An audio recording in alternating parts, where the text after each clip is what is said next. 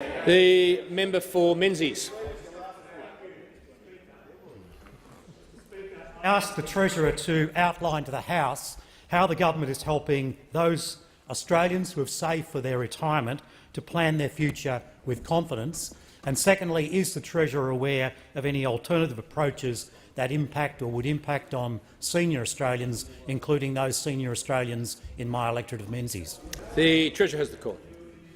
Thank you, Mr Speaker, and I thank the member for Menzies for his question and know that he's fighting hard for the 9,439 people in his electorate who are going to be hit by Labor's retiree tax, Mr Speaker.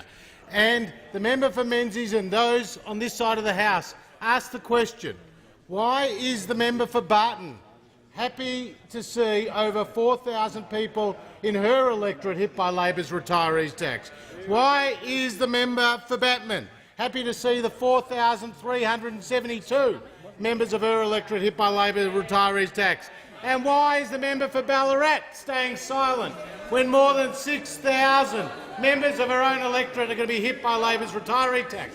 And imagine what those people felt and thought when they saw the member for McMahon earlier in the week say to them that the Labor Party was not listening and would not change the dreaded retirees tax, Mr Speaker. It wouldn't change it one bit.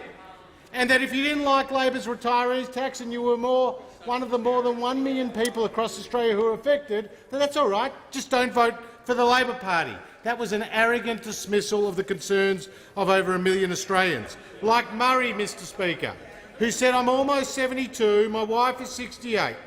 We really have no likelihood of being able to get income from other sources to replace the 16% loss to our income if the refundable franking credits are removed.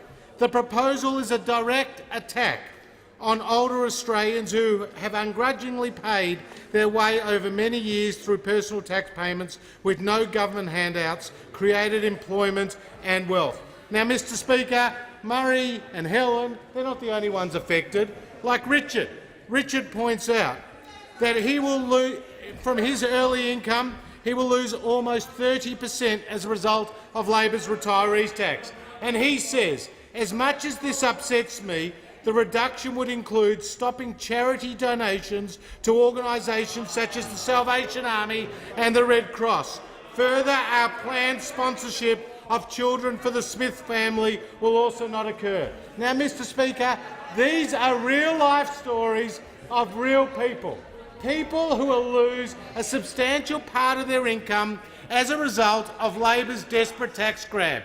They're a desperate tax grab through a retirees tax that the people in Australia do not need, do not deserve and do not want. But the arrogance of the Labor Party, who think that they've already got government sewn up, tell them if they don't like the policy, well, don't vote for them. Well, I can tell those people that the Labor Party will take their money, the Liberal Party will let it keep them.